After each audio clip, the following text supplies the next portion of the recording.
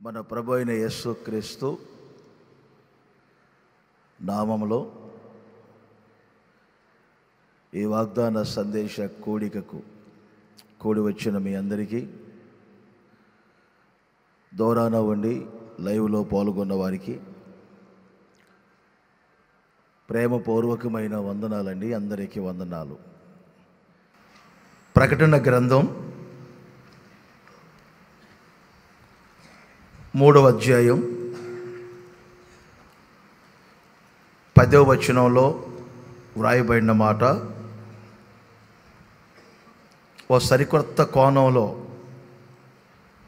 మీకు బోధించమని ప్రభు నాకు చెప్పారు.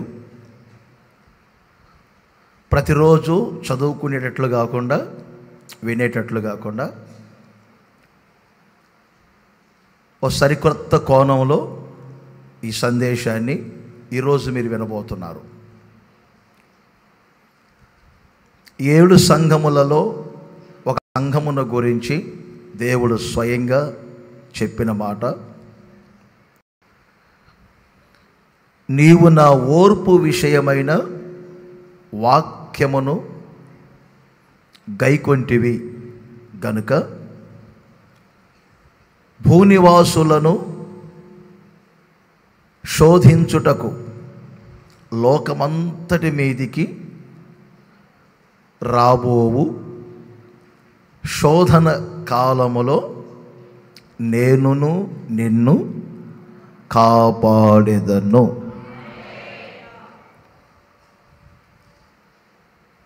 ఇది వాగ్దానం. ఆ సంఘములో ఉన్నటువంటి వారికి, ఆ సంఘానికి దేవుడు ఈ వాగ్దానం ఇచ్చారు. రాబోవు శోధన కాలములో నేనును నిన్ను కాపాడెదను. ఆ ఇమేజ్ చదవండి అందరూ ఒకసారి. రాబోవు శోధన కాలములో నేనును నిన్ను కాపాడెదను. ఆ ప్రక్కన భూకంపాలు వచ్చి బిల్డింగులు కూలిపోతున్నట్లుగా చూస్తున్నారు. ఇంకొక ప్రక్కన కరువులు వచ్చి నేలంతా కూడా పగిలిపోయినట్లుగా మీరు చూస్తున్నారు. ఇంకో ప్రక్కన చెప్పండి, భయంకరమైనటువంటి రోగాలు, తెగుళ్ళు. ప్రస్తుతం మనం వెలుచున్నటువంటి రోజులన్నీ కూడా శోధన గల రోజులు. 2024 సంవత్సరాల క్రితం చెప్పారు, రాబోవు శోధన కాలములో నేనును నిన్ను కాపాడెదను అని. బాగా వినండి.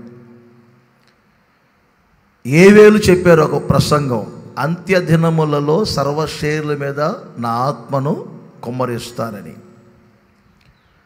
ఏవేలు చెప్పినప్పుడు అపోస్తుల రోజుల్ని అంత్యదినములు అని మార్చారు. బాగా వినాలి. ప్రస్తుతం ఇవి అంత్య దినములు కాదు, కానీ గడియలు. క్రింద ఫుట్ నోట్లో అదే మాట ఉంటుంది. ఇవి అంత్య దినములు కాదు, అంత్య గడియలు. శోధన కాలమున అనే చోట క్రింద ఫుట్ నోట్లో ఉంటుంది.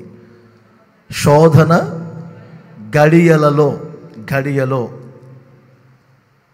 ఎప్పుడో 2000 సంవత్సరాల క్రితమే అనుకుందాం చెప్పబడిన మాట. ఎప్పుడో సంఘం ఎత్తబడుతుంది, 7 ఏళ్ల శ్రమల కాలం భూనివాసుల మీదకి రాబోతుంది. అప్పుడు మనం చూసేది లేదు, దాని గురించి పెద్దగా మనం ఆలోచన చేసేది ఉండదు. అయితే ప్రస్తుతం ఈ కాలము ఎలాంటి కాలం అంటే, అర్థమైందా? శోధన కాలము. ఇది శోధన కాలము. పౌలు గారు కూడా తిమోతి పత్రికలో వ్రాశాడు, అంత్య దినములలో అపాయకరమైన కాలములో వచ్చునని తెలుసుకొనుడి. ఎక్కడ? తిమోతి 2వ పత్రిక 3వ అధ్యాయం 1వ వచనం చదువుతారు. అంత్య దినములలో అపాయకరమైన కాలములు ఇవి. ఏ కాలములు ఇవంటే అపాయకరమైన కాలములు.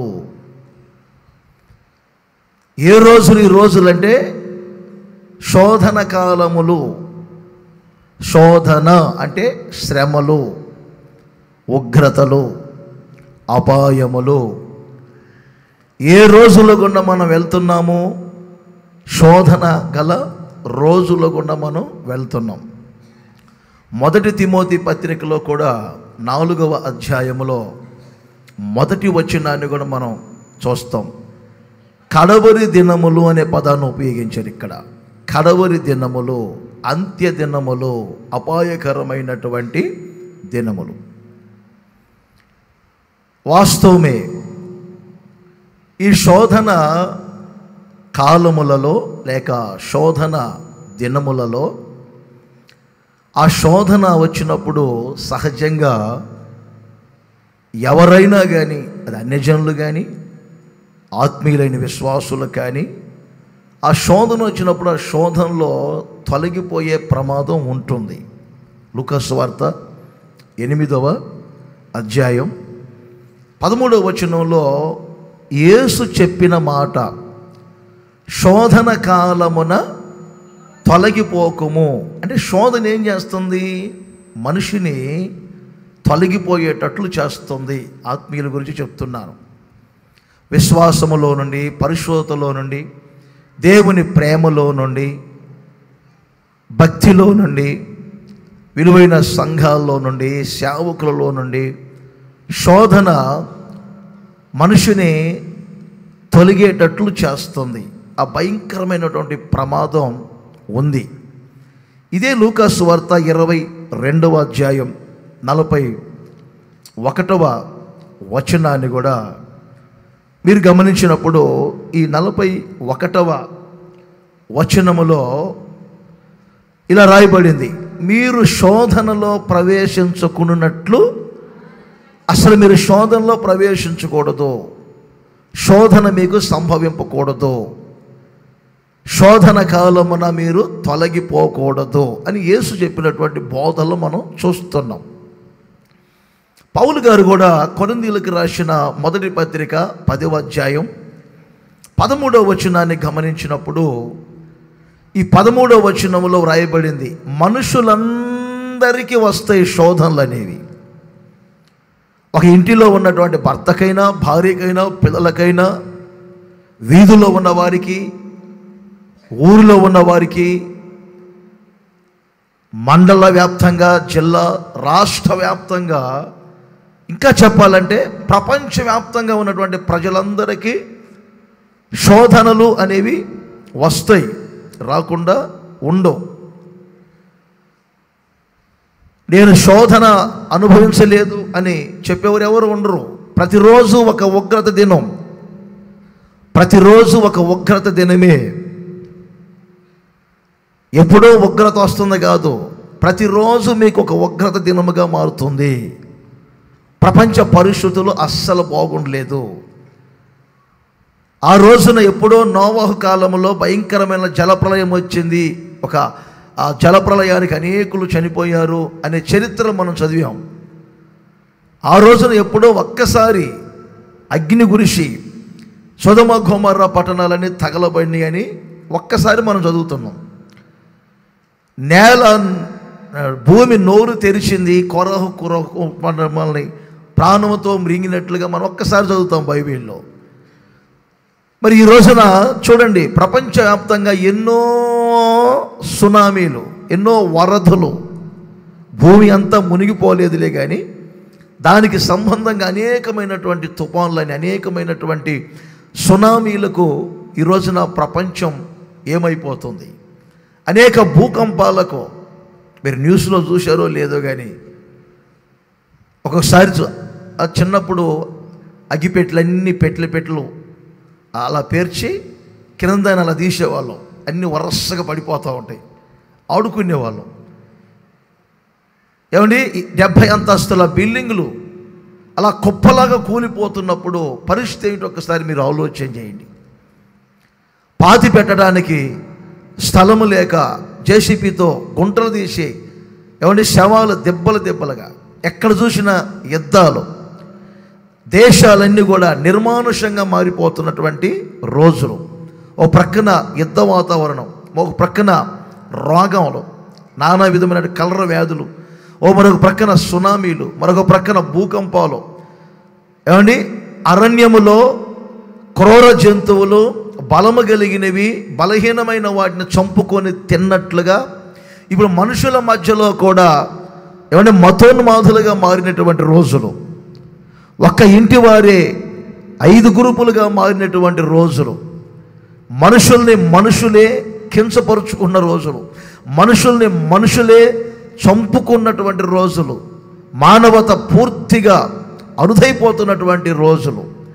ఈ శోధన కాలమున ప్రభు ఈరోజు మీతో చెప్తున్న మాట ఏమిటంటే, ఆ శోధన కాలములో నేను నిన్ను కాపాడెదను, నిన్ను కాపాడబోతున్నాను, నేను నీ కుటుంబాన్ని కాపాడబోతున్నాను, నేను నీ పిల్లల్ని కాపాడబోతున్నాను, నీ కలిగిన సమస్తమును నేను కాపాడబోతున్నాను.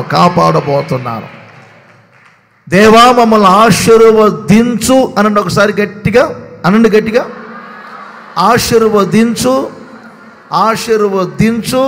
నేను ఒక చిన్న మాట చెప్తా. అసలు దేవుడు ఒక మనిషిని ఆశీర్వదించటం అంటే ఏమిటి తెలుసా? సంఖ్యాకాండము 6వ అధ్యాయము 24వ వచనం.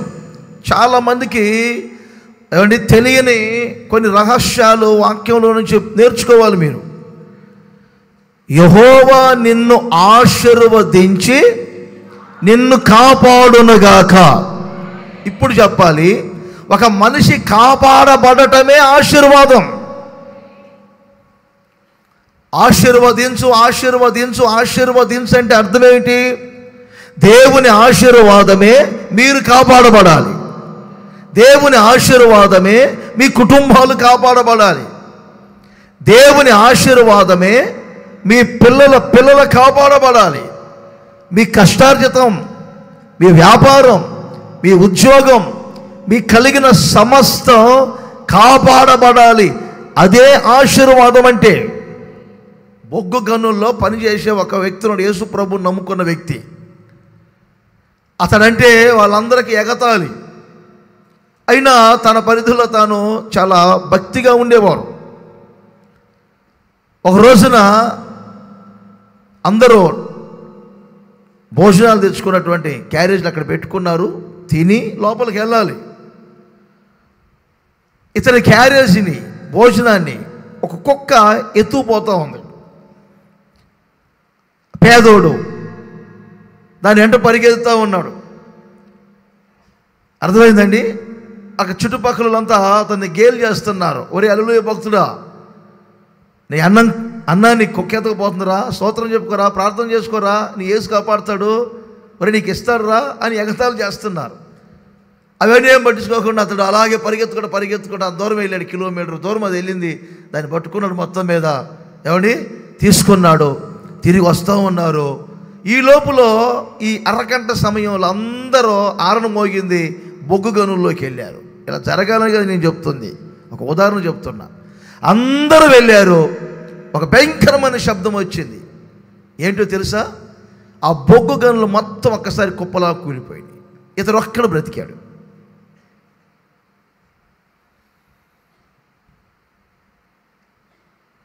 దేవుడు ఒక వ్యక్తిని ఆశీర్వదిస్తున్నారు అనుటకు రుజువు ఏమిటంటే, ఆ వ్యక్తి కాపాడబడుతూ ఉంటారు.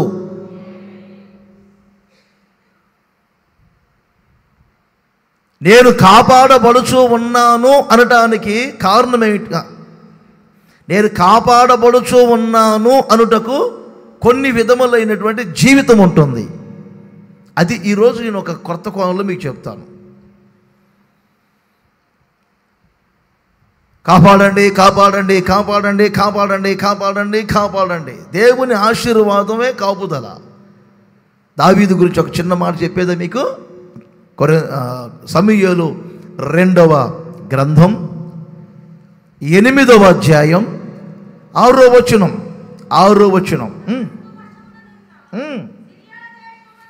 అందరూ అదంతా వద్దులే కానీ కొద్దిగా 18 చేద్దాం. చివరి మాట, దావీదు ఎక్కడికి పోయినను యెహోవా అతనిని కాపాడుచుండెను. 14వ వచనం, అందరు చెప్పండి. దావీదు ఎక్కడికి పోయినను దావీదును దేవుడు ఆశీర్వదించారు అనుటకు కారణం ఏమిటంటే, దావీదు ఎక్కడికి వెళ్ళినా దేవుని కాపుదల దావీదు మీద ఉన్నది. దేవుని కాపుదల దావీదు కుటుంబం మీద ఉన్నది. ఇప్పుడు అనండి మరొకసారి, ఆశీర్వదించు అన్నాడు గట్టిగా. ఒంటి నిండా రోగాలు తెచ్చుకొని, ఇంటి నిండా రోగాలు తెచ్చుకొని, ప్రమాదాలకు గురవుతూ, ఏమండి ఎవరి మీదనో పడి ఏడవకుండా, దేవుడు నన్ను ఆశీర్వదిస్తే దావీదును తాను వెళ్ళిన చోటనెల్లా దేవుడు అతనిని కాపాడుచుండెను. దావీదును దేవుడు కాపాడుచూ ఉండెను. మన పితరులను దేవుడు కాపాడుచూ ఉండెను. సాతానుగాడు శోధకుడు. ఆ శోధకుడు అనేకమైన శోధనలుగా మిమ్మల్ని పాడు చేయాలని రోగాలను కలుగజేస్తాడు, అపాయాలు పుట్టిస్తాడు. ఇంకొక మాట చెప్పాలంటే, కాపాడబడుతూ ఉన్నటువంటి యోబు కుటుంబాన్ని ఒక్కసారి సాతానుగాడు చాలా శోధనలు కలుగజేశాడు. ఇల్లు కూల్చాడు, పిల్లలను చంపాడు, ఏమండి పొలాలలో ఆస్తులన్నీ నష్టపరిచాడు, తన శరీరానికి అనారోగ్యం కలుగజేశాడు. ఇలాంటివన్నీ జరుగుతున్నాయి. మనం చాలాసార్లు చదువుతూ ఉంటాం, నీ ప్రాణాన్ని కాపాడుతాడు, నీ ఇంటిని కాపాడుతారు. చూడండి, నన్ను చూడండి. ఇంకా చెప్పండి, మీరు వెళ్ళు త్రోవలలో ఆయన కాపాడుటకు దూతలను ఉంచుతారు. ఇంకా చెప్పండి, ఇది మొదలుకొని నీ రాకపోకల యందు దేవుడు నిన్ను కాపాడతాడు. ఓకే, ఇంకా చెప్పనా, మీ మార్గములలో కాపాడుటకు దేవుడు తన దూతలకు ఆజ్ఞాపిస్తారు. ఓ ఎన్ని మాటలు ఉన్నాయో. దేవుడు మిమ్మల్ని శోధన కాలమున కాపాడుచూ ఉన్నటువంటి ఈ రోజులలో మీరు ఎలా ఉండబోతున్నారు? ఇది సందేశం యొక్క సారాంశం. సందేశం యొక్క సారాంశం ఏమిటంటే, మీరు కాపాడబడుచున్నారు అనటానికి కొన్ని రుజువులు ఉంటాయి. మీరు కాపాడబడుచు ఉన్నటువంటి ఈ కాలములో భూనివాసులందరూ ఉండే విధానం వేరుగా ఉంటుంది. దేవుడు మిమ్మల్ని కాపాడుచున్నటువంటి మీ కుటుంబాలు వేరుగా ఉండబోతున్నాయి. మీ వ్యక్తిగత జీవితాలు వేరుగా ఉండబోతున్నాయి. సంఘము జీవించే జీవితం వేరుగా ఉండబోతుంది. దేవుడు ఆ విధముగా శోధన కాలమున మిమ్మల్ని కాపాడునుగాక. చేతుల పైకెత్తి, శోధన కాలమున నా దేవుడు మిమ్మల్ని కాపాడునుగాక. శోధన కాలమున మిమ్మల్ని తప్పించునుగాక. శోధన కాలమున మిమ్మల్ని కాపాడునుగాక. కాపాడునుగాక, కాపాడునుగాక, కాపాడునుగాక. చప్పట్లు కొడుతూ గట్టిగా ఒకసారి, మీరు కాపాడబడుదురుగాక. హల్లెలూయా.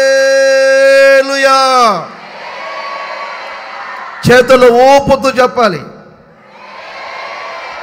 ఇంకొక్కసారి అందరు చెప్పండి, శోధన కాలమున దేవుడు నిన్ను కాపాడునుగాక అనండి. ఎంత బాగా దీవించారో మీరు నన్ను. నేనేదో మీరు ప్రక్కనోళ్ళు చూసి చెప్తారనుకున్నాను. చాలు, ఈ ఒక్క మాట చాలు. ఆ ఒక్క మాటకు అర్థమైందా? తరతరాల ఆశీర్వాదం నా మీద ఉంటుంది. మీరు మనస్ఫూర్తిగా ఒక మాట అన్నారంటే చాలు. మీరు కళ్ళు ఎర్ర చేశారంటే మాత్రం మరలా నాకు కలవరం ఏర్పడేది. ఎంత నిండుగా అన్నారో. మీరు కూడా అన్నారా? నన్ను ఒకసారి అనండి అయ్యా.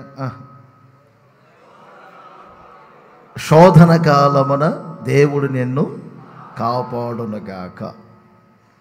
శోధన కాలమున దేవుడు మిమ్ములను కాపాడునుగాక. దేవుడు కాపాడుచూ ఉన్న జీవితం ఎలా ఉంటుంది? ప్రక్కన చెప్పండి, నేను చెప్పినట్టు చెప్పండి.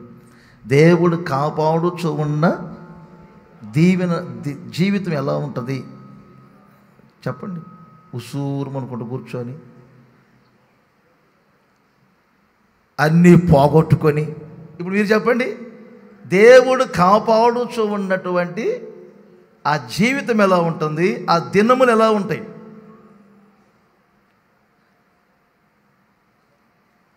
మొదటి మాట మీ అందరికీ పరిచయమైన మాటలే. యెషయా ప్రవచన గ్రంథం 26వ అధ్యాయం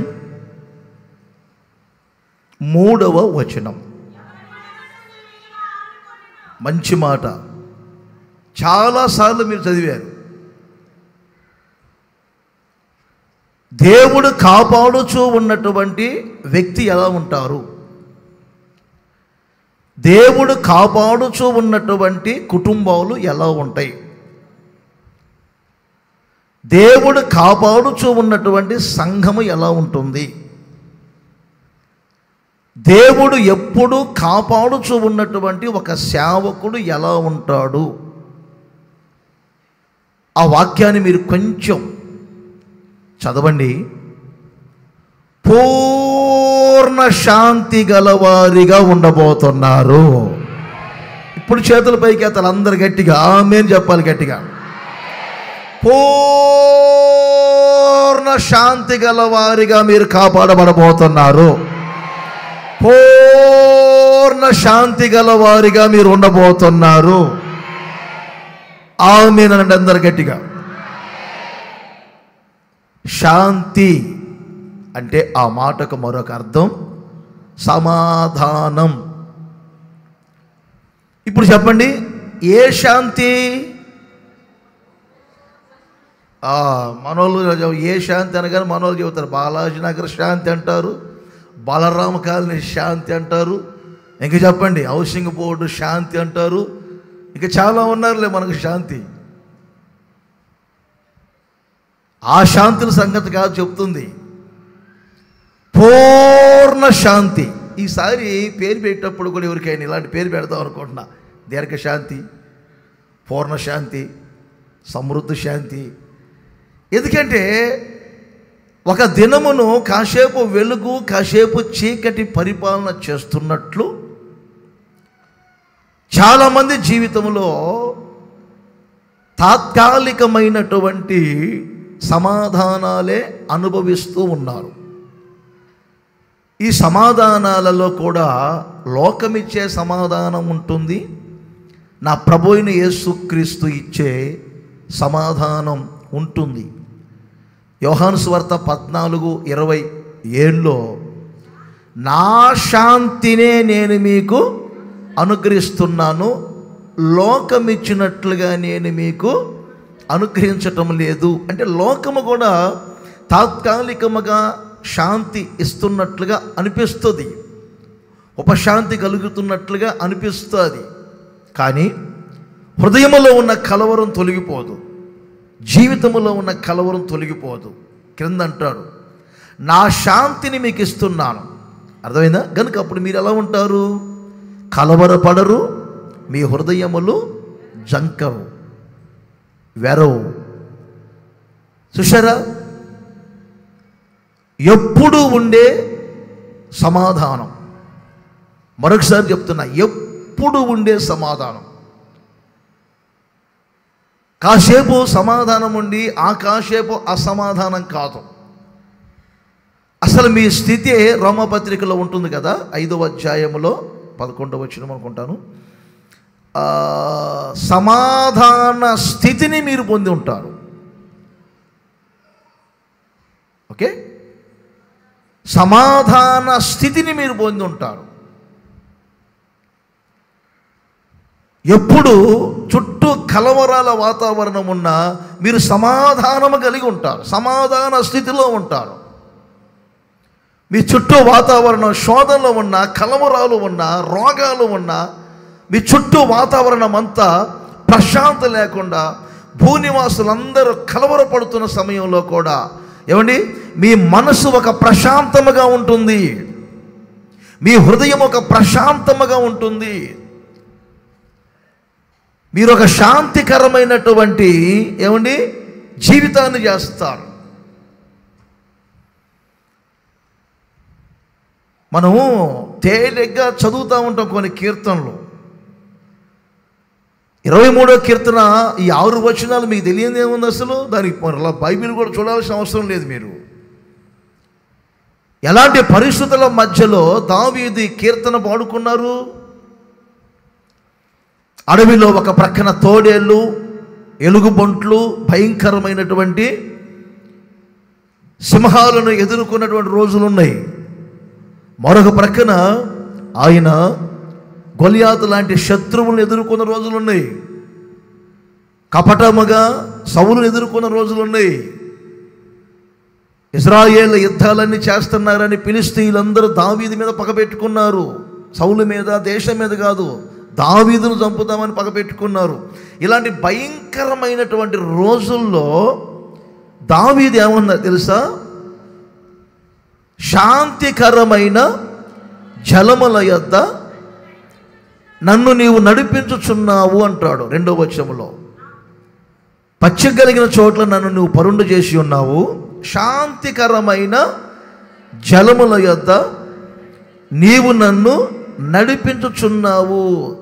కదలని నీళ్ళవలే, కదలని నీళ్ళవలే. మామూలుగా అక్కడ మరొక తర్జుమాలో చూడాలంటే కదలని నీళ్ళవలే, రెస్టింగ్ ప్లేస్ అని ఉంటుంది, స్టిల్ వాటర్ అనే పదాలు ఉపయోగిస్తారు ఇంగ్లీష్లో. అంటే కదలని నీళ్ళ వలె. చూడండి ఒకసారి, నన్ను చూడండి. సముద్రం ఎన్నిసార్లు గాలులకు అలలు ఎగిసి పడుతూ ఉంటాయి, గాళ్ళు వీస్తూ ఉంటాయి, అలలు లేస్తూ ఉంటాయి, అలా ఒడ్డుకు వస్తూ ఉంటాయి, అలా మరల లోపలికి వెళ్తూ ఉంటాయి. మనం అనుకుంటూ ఉంటాం ఓ ఎన్ని అలలోనే, కానీ సముద్రం ఎప్పుడు నిమ్మలంగా ఉంటుంది.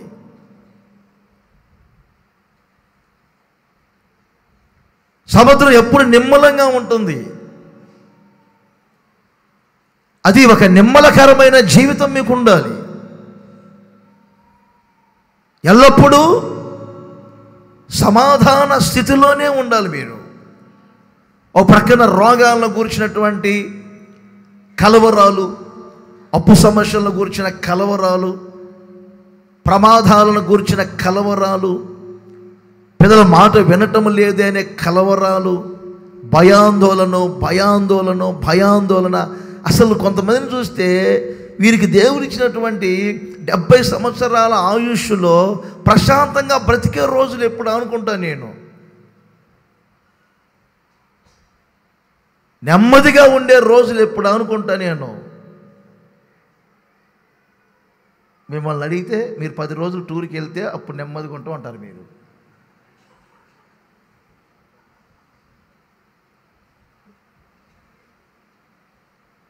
అడవిలో సింహం తిరుగుతుంది అనుకోవడం, ఏ జంతువుని నేను తినదలుచుకోలేదు, ఏ కూర జంతువుల మీద నేను పడదలుచుకోలేదు, నా దారి నేను వెళ్తున్నాను అనుకుంటూ వెళ్ళినా కానీ సింహం, ఉదాహరణ చెప్తున్నా, ఆ ప్రక్కన ఉన్నటువంటి చిన్న చిన్న సాధు జంతువులు భయం ఉంటుందా ఉండదా మీరు చెప్పండి? కొన్నిసార్లు నేను రూమ్లో నుంచి బయటకు వచ్చి నా పని మీద నేను బయటికి వెళ్తూ ఉంటా. వీళ్ళకి ఎందుకు? కిచెన్లో ఉన్న వాళ్ళకి కలవరం, రూమ్లో ఉన్న వాళ్ళకి కలవరం, అక్కడ వంట చేసే వాళ్ళకి కలవరం, ఊడ్చేవారు కలవరం. నా దారి నా మానా నేను వెళ్తున్నప్పుడు వీళ్ళకి ఎందుకు అంట? నిమ్మలంగా ఉండొచ్చుగా. అందుకని ఎప్పుడు ఒక దేశం వెళ్ళి ఒక వారం ఉండి వస్తారా, ఎప్పుడు ఒక నెల ఉండి వస్తారా అనుకుంటారు. కానీ పాప ఒక్కరోజు కూడా ఉండలేరు, మరలా ఒక్కరోజు కూడా ఉండలేరు. సరే, మధ్య మధ్యలో తప్పదు. మీ సంగతి ఆలోచన చేయండి. ప్రశాంతంగా ఉన్న రోజులు ఎప్పుడు? నెమ్మదిగా గడిపే రోజులు ఎప్పుడు? సుఖముగా శాంతముగా ఉండే రోజులు ఎప్పుడు? దేవుని ప్రజలు ఎప్పుడు శాంతముగా ఉండాలని వాక్యం చెప్తుంది. తీతు పత్రికలో 3వ అధ్యాయం 2వ వచనం చూడండి త్వరగా. తీతు పత్రిక 3వ అధ్యాయం 2వ వచనం. ప్రతి సత్కార్యము చేయుటకు సిద్ధపడి ఉండవలనియు మనుషులందరి ఎడల సంపూర్ణమైన సాత్వికమును కనపరుచు ఎవరిని దూషింపక, చూడండి, దూషణ లేని జీవితం, జగడమాడని వారుగా శాంతులనై ఉండవలెను. ఇంకొంచెం దీర్ఘం తీయండి అందరూ. శాంతులై ఉండవలెను.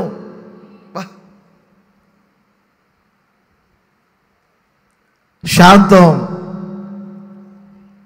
శాంతం, శాంతం.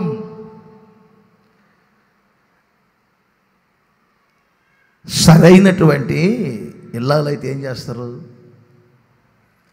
పొయ్యి కింద నిబ్బెట్టారు మంటలో, ఒకసారి పొంగుతుంది పల్లెల్లో. ఆ పొంగు వస్తున్నప్పుడు ఏం చేస్తారు? చన్నీళ్ళు కొంచెం పెట్టుకొని ఒక చొక్క చన్నీళ్ళు అలా చల్లుతారు పొంగు మీద. అప్పుడు ఆ పొంగంత ఏమవుతుంది? అలా అణుచివేయబడుతుంది. అవునా? కొంతమంది ఏం చేస్తారు? అవన్నీ పట్టించుకోరు. ఆ పొంగు రాకూడదు, మూత లేవకూడదు అని చెప్పి ఇటుక రాయి ఒకటి పెడతారు. అర్థమైతే రోగాలు పడి పెడతారు. ఆగుతుందా? అది పొంగుతుంది, చివరికి పొయ్యి ఆరిపోతుంది. పొంగినటువంటి ఆ డేక్ష కడుక్కోవటం కూడా భయంకరమైన కష్టం. చిన్నప్పుడు నేను కడుక్కున్నాను కాబట్టి చెప్తున్నా. ఇంత భయంకరమైనటువంటి పరిస్థితులకు ఎందుకు గురవుతున్నారు? శాంతులై ఉండట్లేదు. మీరు శాంతులుగా బ్రతకబోతున్నారు. మీ కుటుంబాలు శాంతముగా ఉండబోతున్నాయి. మీ చుట్టూ వాతావరణం ఒకవేళ ప్రతికూలముగా ఉన్నప్పటికీ, భూనివాసులందరూ శోధనల గుండా వెళుతున్నా, నా ప్రభు చెప్తున్నారు, నేను మిమ్ములను శోధన కాలములో కాపాడుతాను గనుక నా కాపుదల మీకు ఉన్నదనటానికి నిదర్శనం ఏమిటంటే మీరు పూర్ణ శాంతి గలవారిగా ఉండబోతున్నారు. చేతులు ఊపుతూ చెప్పాలి గట్టిగా, పూర్ణ శాంతి గలవారిగా ఉండబోతున్నారు. ఇక్కడే పేతురు 2వ పత్రికలో 3వ అధ్యాయం 14వ వచనం రాకడ దినముల గురించి మాట్లాడారు. ఏమని మాట్లాడారు? పైనుండి మీరు తర్వాత చదువుకోనండి.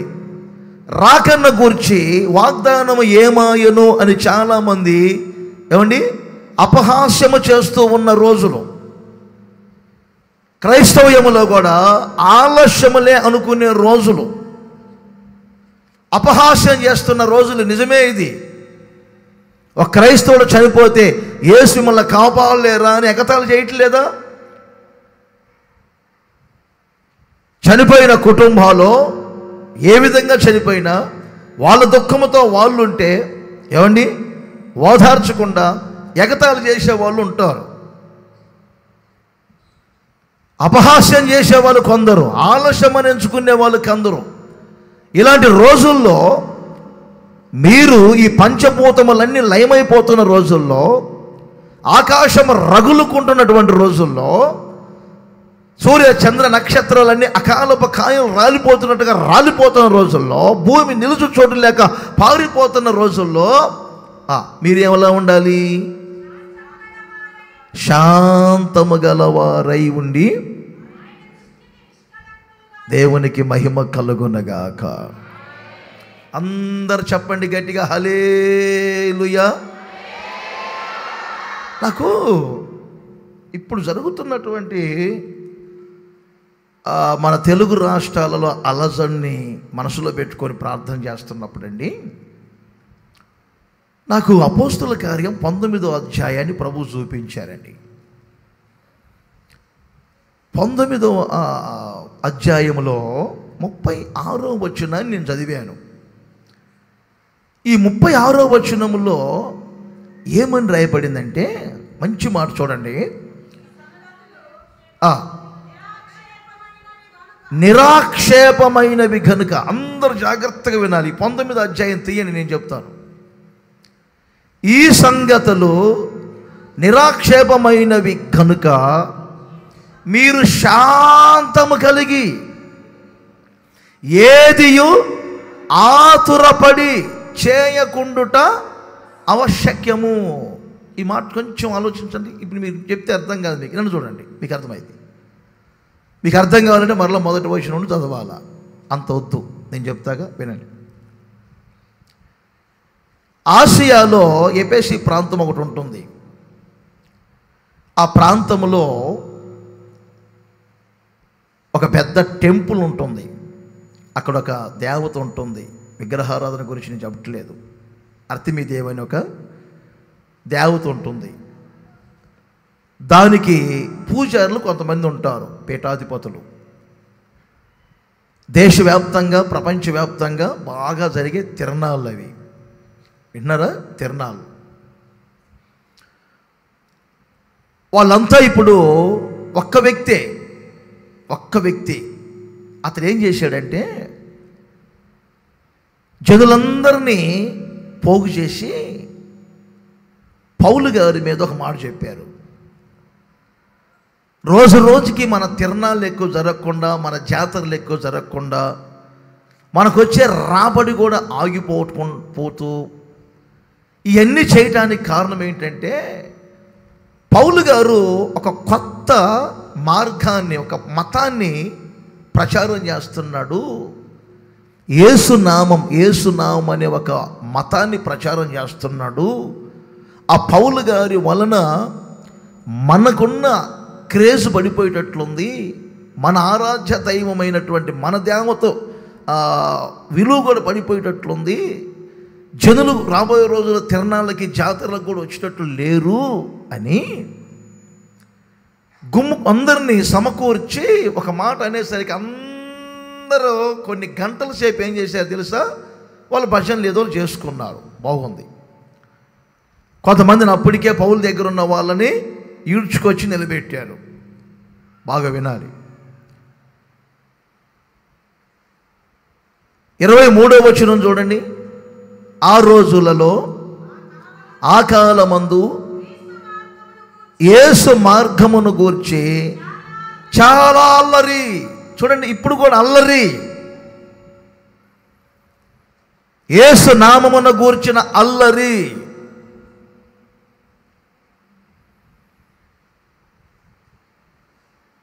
ప్రస్తుత రోజుల గురించి చెప్పే సందేశం ఇది. యేసు నామమును గూర్చిన అల్లరి. అర్థమైందా? రాష్ట్రం అంతా 3 ముక్కలుగా మారిపోతుంది. దేశమంతా ఏమండి మత కలహాలతో రేపబడుతుంది. ఓ ప్రక్కన ఆ సమాజం కూడా చెప్పుకుంటున్నారు, మా పిల్లలు క్రిస్టియన్ స్కూల్లో చదువుకున్నారు, ఆర్షం స్కూల్ చదువుకున్నారు, స్కూల్ చదువుకున్నారు. అర్థమైందా?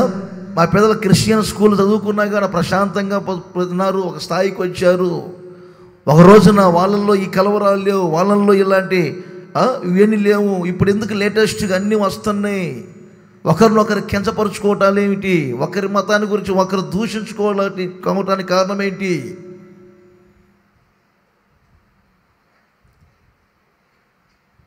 డిబేట్లు పెట్టి వారు మాట చెప్పి వీరు ఒక మాట చెప్పి, అర్థమైందా? వారు ఒక మాట చెప్పి వీరు ఒక మాట చెప్పి భయంకరమైనటువంటి యేసు నామమును గూర్చిన అల్లరి ఇప్పుడు లేవట్లేదా? ఈ ఒక్క మాట సరిగ్గా వినండి, మిగతా అన్ని కొంచెం తేలిగ్గా మీకు చెప్తాను. ఎన్ని అల్లరులు లేవట్లేదు ఇప్పుడు. తెలుగు రాష్ట్రాల్లో ప్రస్తుతం ఇప్పుడు జరుగుతున్న అల్లరిని బట్టి, యేసునామాను గురించి అల్లరిని గురించి నెమ్మది లేదు క్రైస్తవులకి.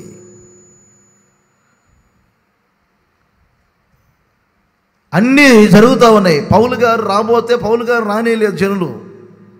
బాగా వినండి, డిబేట్లకు రాలేదు పౌలు గారు. మీకు అర్థమవుతుందా?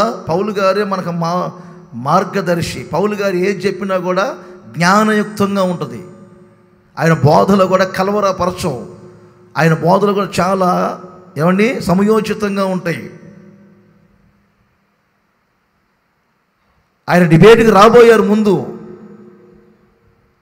అప్పుడు అదే పౌలుకు ఆ పట్టణంలోనే ముఖ్య స్నేహితులు ఉన్నారు. ఆ ముఖ్య స్నేహితులు పౌలు గారికి వర్తమానం పంపించి, వద్దొద్దు మీరు రావద్దు, పరిస్థితులు బాగలేదు, కొంచెం మీరు బయటికి రాబాకండి, కొంచెం మరుగ్గా ఉండండి అని చెప్పారు. ఇదంతా చదువుకోండి, మీకు అర్థమైంది. వాళ్ళు మాట్లాడలేదు, వీళ్ళు వాళ్ళ మాట్లాడలేదని కొంతమంది మాట్లాడుతున్నారు. వాక్యం సరిగ్గా అర్థం చేసుకోలేక మౌనంగా ఉన్నారు. 29వ వచనం చూశారా? ఇప్పుడు ప్రస్తుతం కూడా రాష్ట్రం గలిబిలి, దేశమంతా గలిబిలి, గలిబిలి. నేను ఇప్పుడు చెప్పాలనుకున్న ఒక మంచి మాట ఏమిటంటే, ఈ 36వ వచనానికి పైన మాటలు ఉంటాయి. ఈయనెవరు?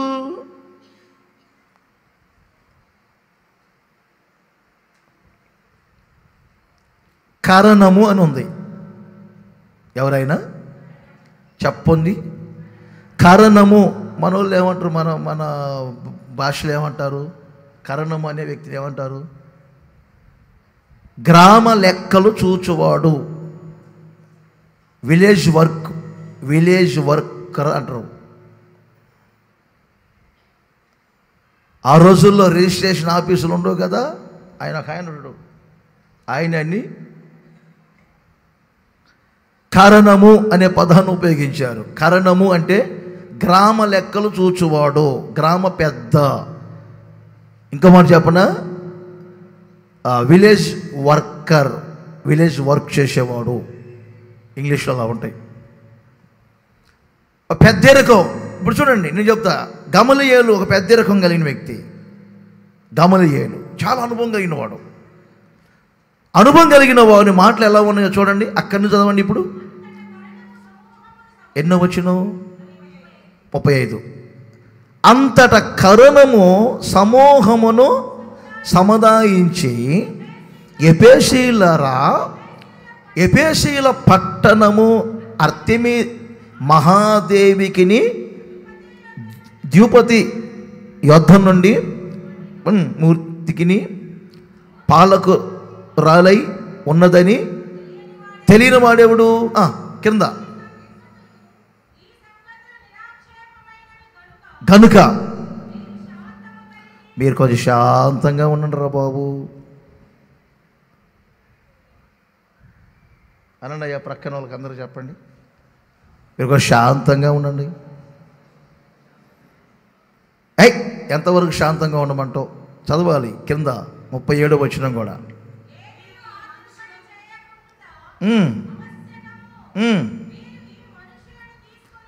మీరు ఈ మనుషులను తీసుకొని వచ్చింది కదా, వీరు మన గుడిని ఏమైనా దోచిన వారా, లేకపోతే వీరు మన దేవతను ఏమైనా దూషించారా? చూసారా? ఒక గ్రామ పెద్ద చెప్తున్నారు. ఇతను మనస కలహాలు రేపేవాడు కాదు ఈ కరణం అనే వ్యక్తి. మీకు అర్థమైందా? ఇలా ఉండాలి సమాజం. అప్పుడే గ్రామ ప్రజలు శాంతంగా ఉంటారు. అన్ని వర్గాలకు సంబంధించిన వారు శాంతంగా ఉంటారు. ఒక అనుభవంతో మంచి మాట చెప్తున్నారు. ఏమని? వీరు మన గుడుల్ని ఏమన్నా దోచుకున్నారా, ఇంకా వీరు మన దేవతను ఏమైనా దూషించారా? క్రైస్తవులు కూడా జాగ్రత్తగా ఉండే రోజులు ఇవి. యేసు నామములో ప్రార్థన చేయాలి, ఆత్మల రక్షణ పొందేటట్లుగా.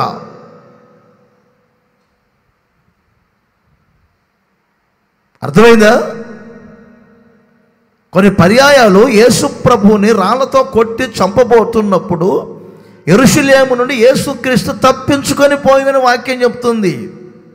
యేసు ప్రభు తప్పించుకొని పోవటం ఏంటని చాలా వివాదాలు లేచిన ఒకప్పుడు. ప్రాణం పెట్టేవాడు ఎందుకు తప్పించుకొని పోయాడని నాస్తికులు చాలామంది యేసు ప్రభు మీద అన్నారు. ఇప్పటికీ బుక్కులు రాశారు ఆ మాట మీద, తప్పించుకొని పోయినట్టు.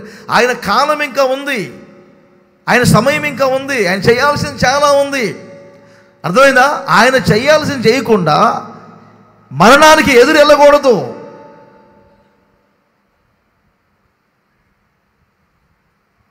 ఆమెను చెప్పండి ఒకసారి గట్టిగా. గ్రామ పెద్ద ఎలా ఉండాలి ఇప్పుడు? అతడు ఏ మతానికి సంబంధించిన వాడు అనేది కాదు ముఖ్యం. ప్రజల శాంతిపరుస్తున్నాడు. కాలేబు కూడా ప్రజల్ని శాంతిపరుస్తున్నాడు. కలవరాలు లేపలేదు. ఈ రోజున ఒక విషయం అసలు కొంచెం మీరు పైన చదవండి. కొంతమందికి ఎందుకు అసలు గుమిగూడారో కూడా తెలియదంట. ఎందుకు అసలు వాళ్ళు అక్కడ కూడుకున్నారో కూడా తెలియదంట. అర్థమైందా? అసలు ఎందుకు అక్కడ కూడుకున్నారో వాళ్ళకి అర్థం కావట్లా. గీక్కుంటున్నారు, ఏసై అంటే వేసేస్తున్నారు, మాట్లాడంటే మాట్లాడుతున్నారు కదా తప్ప అసలు ఎందుకు కూడుకున్నారో కూడా తెలియదు. చెప్పరే లేదా మాట పైన ఎన్నో వచ్చునో 32 మరలా తాము ఎందు నిమిత్తము కూడుకొనిరో చాలామంది తెలియదంట. ఇప్పుడు చూడండి, కొంతమంది యూట్యూబ్లో పెడుతుంటారు, అసలు ఏం తెలుసావు వాడికి, వాడు ఏం పెట్టాడో వాడికే తెలియదు. వాడు యూజ్ పెరగాల. ఒక్క మాట చెప్పాలి తప్పదు, వాడికి యూజ్ పెరగాల. అసలు ఏం తెలియదు, సబ్జెక్టులు తెలియదు. సబ్జెక్ట్ తెలియకుండా ఏదో ఒకటి పెడతాడు. నిన్న ఒకటి చెప్పాడు చూడండి, నేనే చంపా, మరల తర్వాత నన్ను క్షమించండి. ఏంటి మాటలో అవగాహనతో మాట్లాడే మాటలేనా? ఏమైనా ఐబీపీ పెరిగిందా? ఇలాంటి వాళ్ళకి అర్జెంటుగా 108 పిలిచి మెంటల్ హాస్పిటల్లో చేర్చాలా? కొంతమందికి సబ్జెక్ట్ ఏం తెలియదు. చూడండి, ఎందుకు కూడుకున్నారో ఏం మాట్లాడుతున్నారో కూడా తెలియదంట వాళ్ళకి. ఏం కూడుకున్నారో ఏం మాట్లాడుకున్నారో కూడా తెలియకుండా గలిబిలి చేసే వాళ్ళు ఉంటారు కొన్నిసార్లు. కానీ అలా ఉండకూడదు. ఈ కరణం అనే వ్యక్తి నాకు బాగా నచ్చాడు. చూసారా? ఓయ్ ఏం మాట్లాడుతున్నారు మీరు?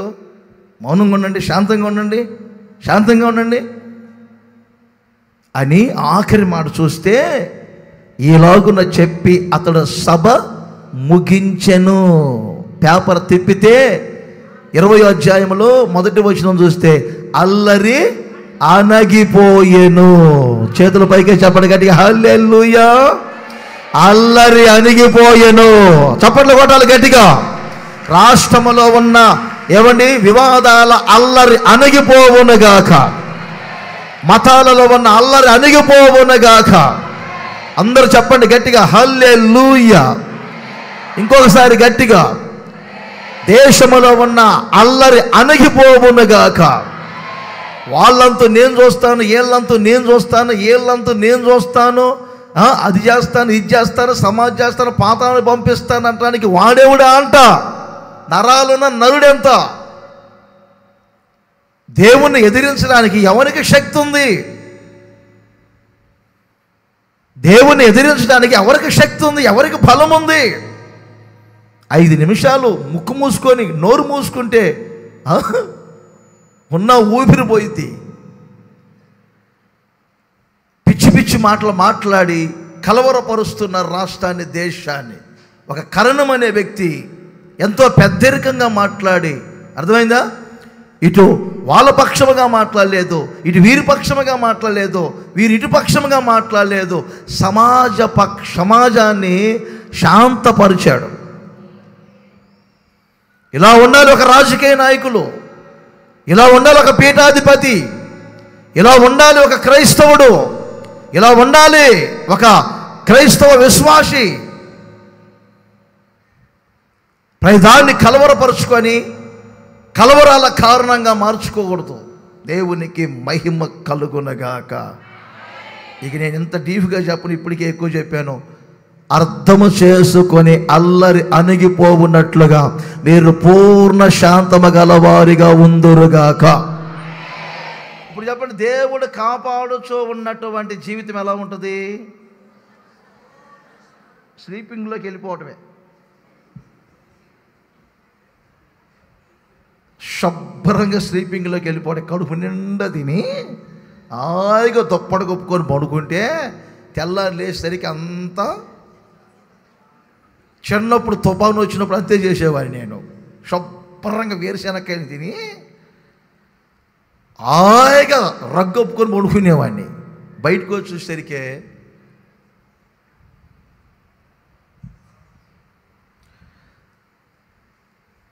ఐదవ కీర్తన 11వ వచనం.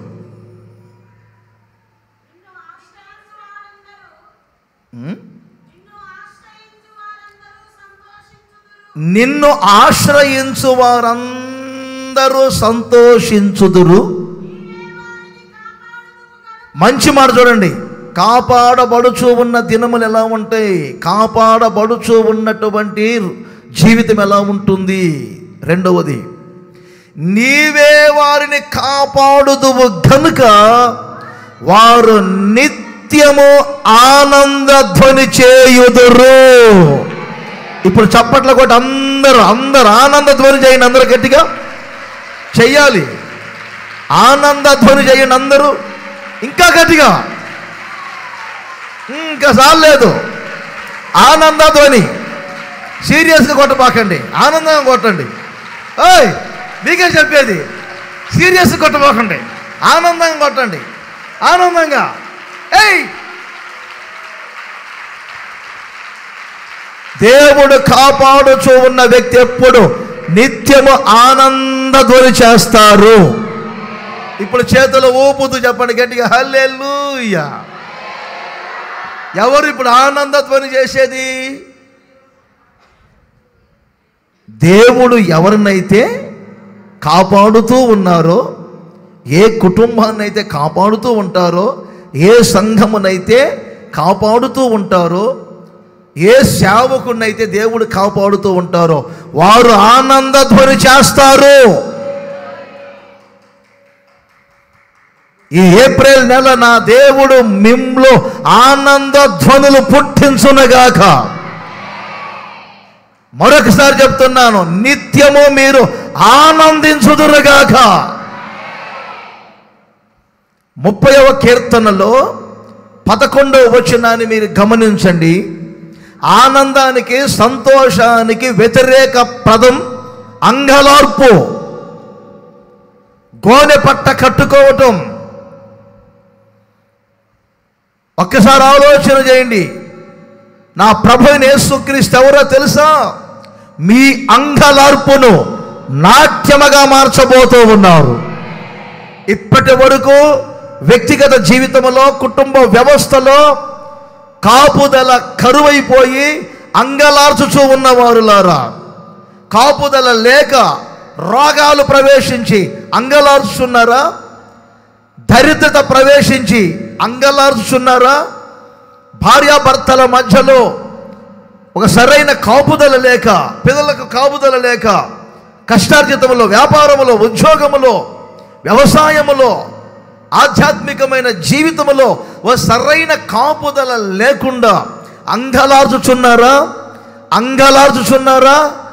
ఈ 1వ తేదీ ఉదయకాల సమయంలో నా ప్రభు చెప్తున్నారు మీతో, మీ అంగలార్పును నా దేవుడు నాట్యముగా మార్చునుగాక. చప్పట్ల కొట్టాలి గట్టిగా, చప్పట్ల కొట్టాలి గట్టిగా. ఎప్పుడు ఆనందధ్వని చెయ్యాలి. ఇంకొకసారి చెప్పండి, అందరు ఆనందముగా బ్రతకాలి. ఏది ఆనందం? ఏదో అంట, దాని మరలా సీరియస్గా ఏంట అంట.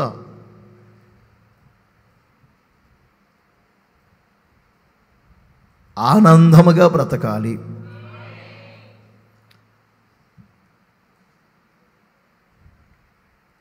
నిజంగా ఇప్పుడు మేము ఆనందంగా బ్రతుకుతున్నాము అని మీరు చెప్పగలరా? ఒకసారి ఆలోచన చేయండి.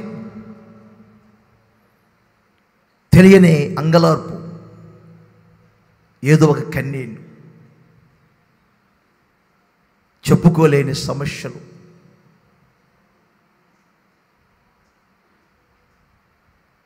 బాగా ఆలోచన చేయండి.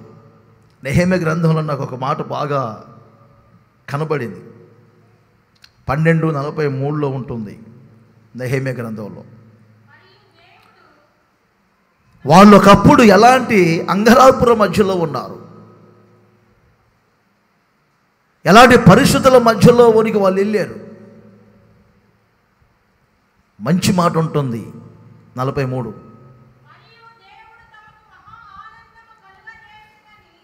దేవుడు వారికి మహా ఆనందము కలగజేసినని, ఆ దినమున వారు గొప్ప బలులను అర్పించి సంతోషించిరి.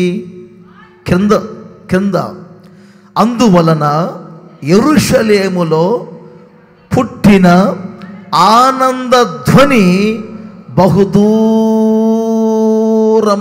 వినబడెను. అందరు చెప్పండి గట్టిగా. సంఘములో కలిగే ఆనంద ధ్వని పట్టణమంతా వినబడాలి. మీ కుటుంబములో వినబడే ఆనంద ధ్వని ద్వారా మీ పట్టణమంతా కూడా ఆనందించాలి. నా దేవుడు మీ కుటుంబములో పుట్టే ఆనంద ధ్వనిని బట్టి మీ చుట్టుప్రక్కల ఉన్న వారందరూ కూడా వినబడాలి. మీ ఆనంద ధ్వని వినబడాలి. మీ ఆనంద ధ్వని వినబడాలి. మీ ఆనంద ధ్వని వినబడాలి. అందరి చేతులు ఊపుతూ చెప్పండి గట్టిగా, హల్లెలూయా. ఒక భర్త గారు ఇంటిని సౌండ్ ప్రూఫ్ ఇల్లుగా చేసుకున్నాడు. అంటే లోపల శబ్దం బయటికి రాకుండా. దాన్ని నేనే ప్రారంభోత్సవం చేశా. ఏనండి అన్న నేను మాలాంటి వాళ్ళకైతే సౌండ్ ప్రూఫ్ అవసరం. స్టూడియో రూమ్లో వాక్యం చెప్తూ ఉన్నప్పుడు బయట శబ్దం రాకుండా మీరెందుకన్నా ఇది సౌండ్ ప్రూఫ్ గది కట్టారు మంచిగా అంటే, ఉండాలి అన్న, ఉండాలి, మాకు ఉండాలి అన్నాడు. అన్నం పెట్టేటప్పుడు భార్యను కూడా అడిగాను, ఏమ్మా అంత మంచి సౌండ్ ప్రూఫ్ రూమ్ కట్టాడు మీ ఆయన, భలే ఉంది, అస్సలు బయట శబ్దం లోపలికి రావట్లేదు, లోపలికి వెళ్తే బయటికి రావట్లేదు, ఏంటమ్మా అంటే, కడతాడు ఆ పాడైలో అన్నది. ఉయ్యి బాబోయ్, అనవసరంగా ఎదిరించుకున్నట్టుంది ఈ మనిషిని, కడతాళ్లే ఆ పాడైనోడు అన్నది. అని ఆ పులుగులో ఏమన్నా తెలుసా, ఎందుకు కట్టాడు తెలుసా, నన్ను కొట్టడానికి కట్టాడు. ఏమైనా కొట్టినప్పుడంట, ఇప్పుడు చెప్పండి, ఆమె శబ్దం బయటికి రాకుండా ఉండటానికి 10 లక్షల రూపాయలు పెట్టి ఖర్చు పెట్టి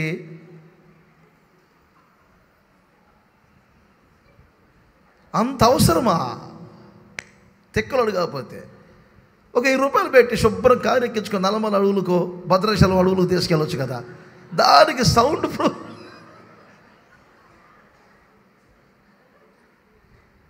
నాకు ఇలాంటి మ్యాజిక్లు బాగా తెలుసు. నాకు చెప్పిన ఒక క్లూ ఇచ్చేవాడిని దరిద్రుడికి. ఆ 10 లక్షలు నాకు ఇచ్చిన మందిర పనులు సరిపోయాయి, అంతేగా. మరి దానికి మరలా అనుభవం లేనోడు.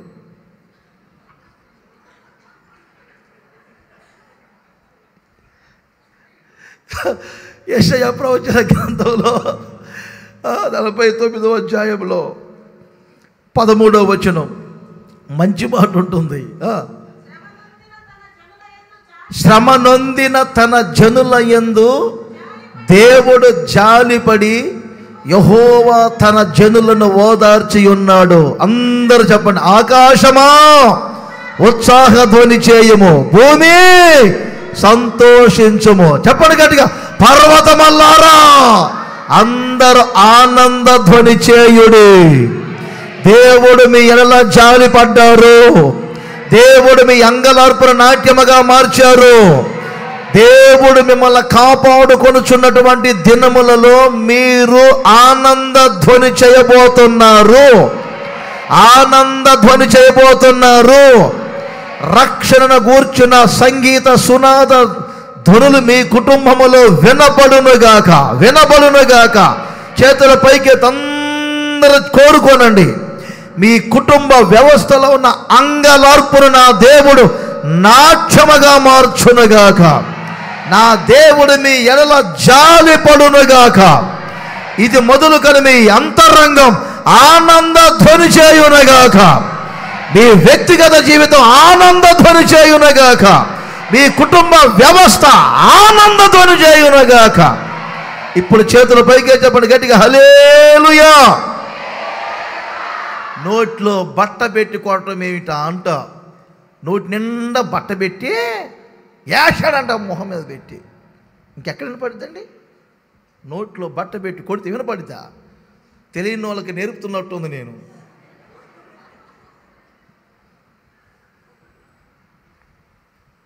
సరే చూద్దాం, సమయం అయిపోతుంది. యోబు గ్రంథం 29వ అధ్యాయం. యోబు గ్రంథం 29 2వ వచనం. మంచి మాట గమనించాలి మీరు. పూర్వకాలమున ఉన్నట్లు, ఆహా, అందరి చేతుల పైకే చెప్పండి గట్టిగా. ఈ మాట చెప్పండి, దేవుడు. గట్టిగా, నన్ను కాపాడుచుండిన దినములలో నేను ఎలా ఉన్నాను.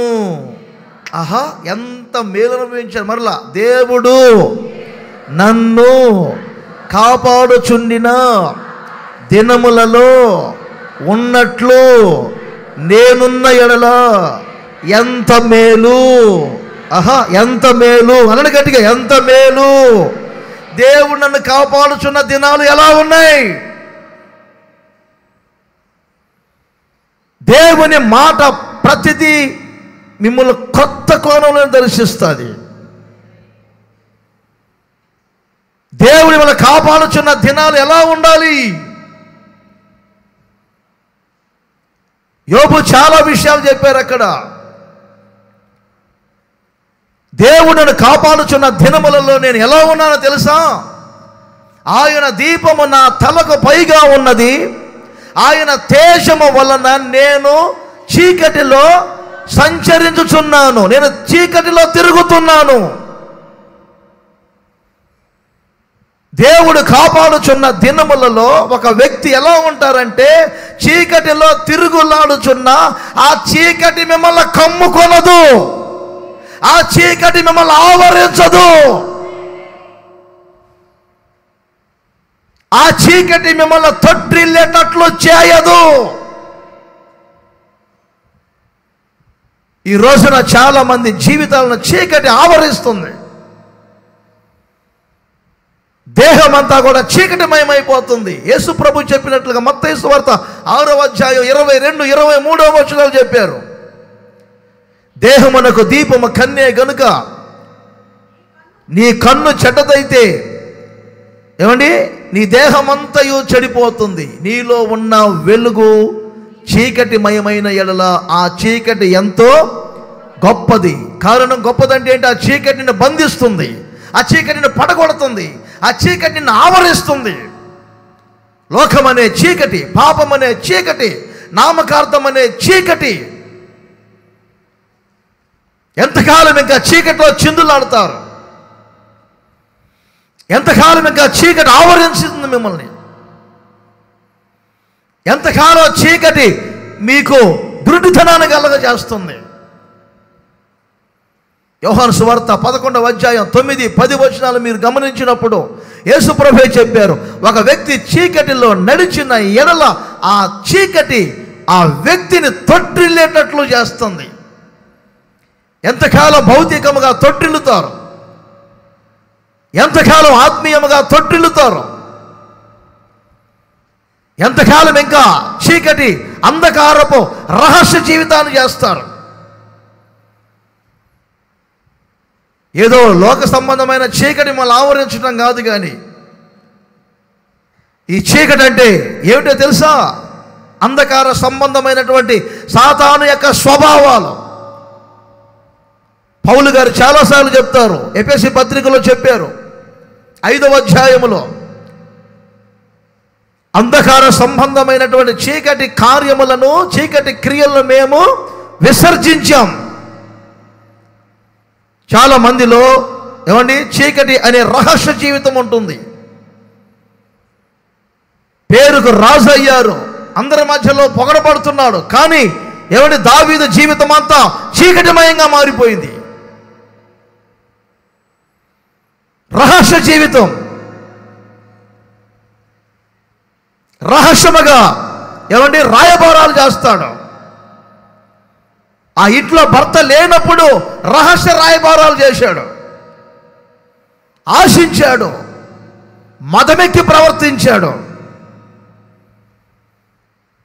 ఆ మనిషిని అనుభవించటానికి, అతని మీదకి నిందను తొలగించుకోవటానికి ఒక నిరపరాధిని యుద్ధములో చంపించాడు.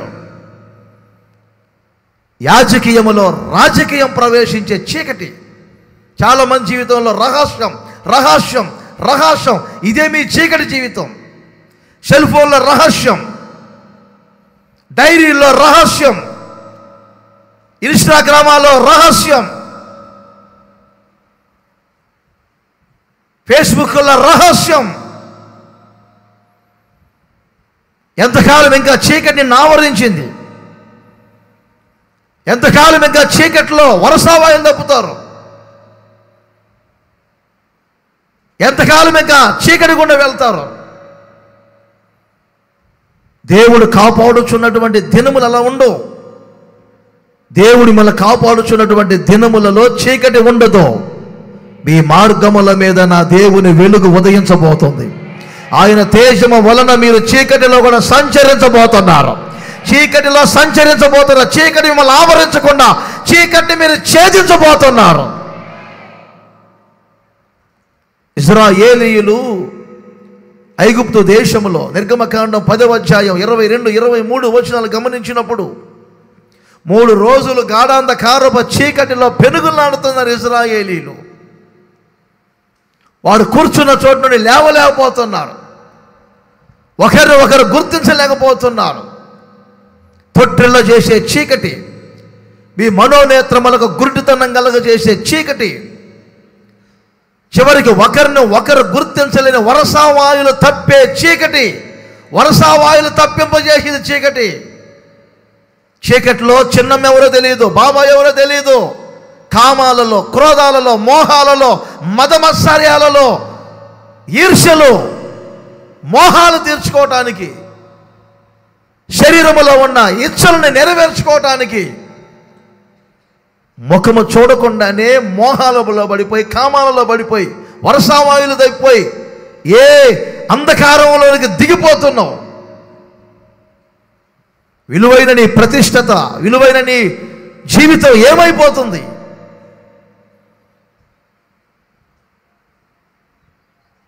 ఒక్కసారి ఆలోచన చేయండి. ప్రభు ఎందుకో చెప్పమన్నారు కాబట్టి చెప్తున్నాను. దేవుడు కాపాడుచున్న దినాలు ఇలా ఉంటాయా?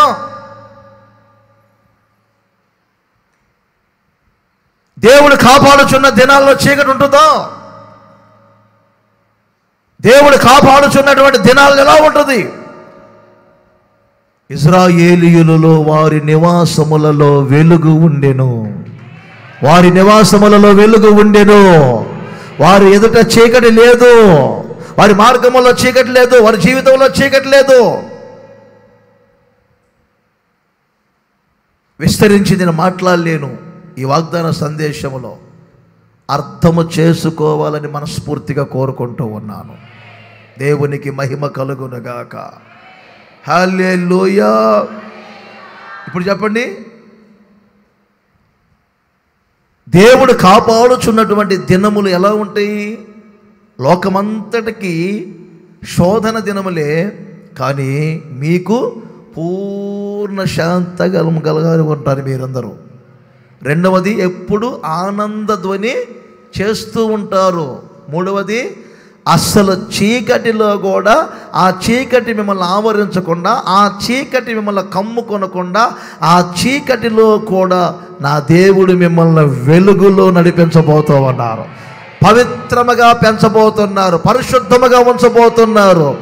దేవునికి మహిమ కలుగునుగాక. హల్లెలూయా. 2 చిన్న వచనాలు మీకు చూపించి ముగిస్తాను. ఇది చాలా ప్రాముఖ్యమైన మాట. దేవుడు కాపాడుచున్నటువంటి దినములు ఒక వ్యక్తి ఎలా ఉంటాడు?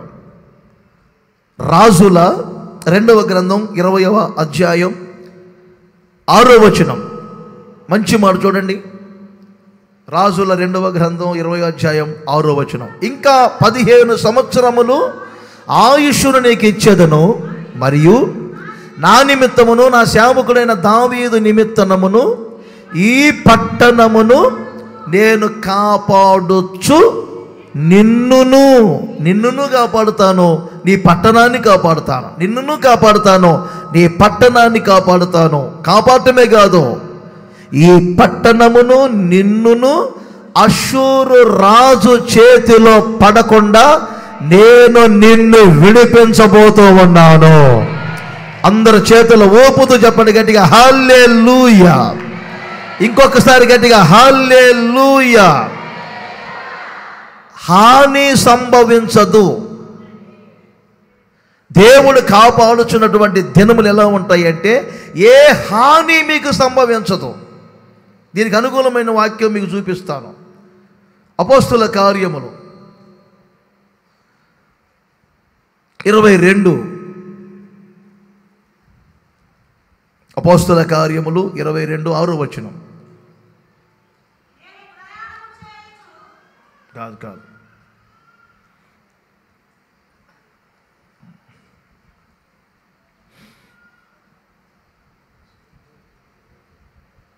అన్యజనుల వల్ల నీకు ఏ హాని. 26లో ఉంటుంది చూడండి.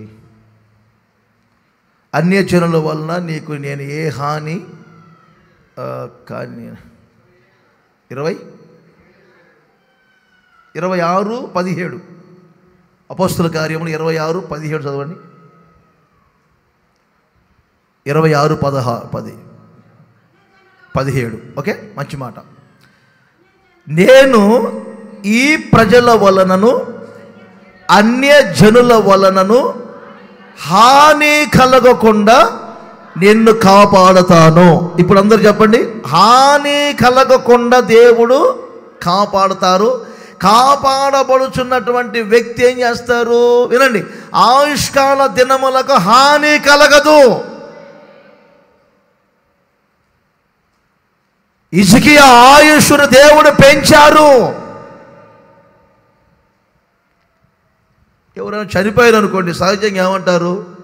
మీరు చెప్పండి. కాలం వచ్చింది చెప్పరే, కాలం వచ్చింది పోయింది, అంతేగా. కాలం వచ్చింది పోయారు. ఈ అష్షూరు రాజు మామూలుడు కాదు, ప్రపంచ దేశాలన్నిటిని జయించిన వాడు, మహాగర్విష్టి. నన్ను చూడండి, అష్షూరు రాజు చెప్పున్నది ఏమనగా అంటాడు పోడుగాడు. హలో, కింగ్ ఇక్కడ, కింగు ఎవరట?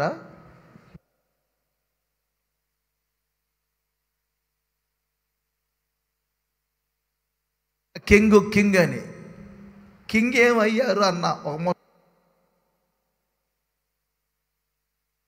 వామ్మో, ఏమి అంత యాస భాష మాట్లాడే ముసల్దానా అన్న. మరి అంతేగా అన్నది. ఒక్క దూత వెళ్ళి అష్షూరు సైన్యములో పడితే, ఒక్క దూత వెళ్ళి 185,000 మంది వచ్చారు.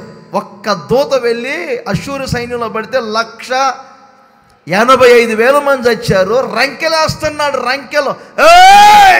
ఈజీగా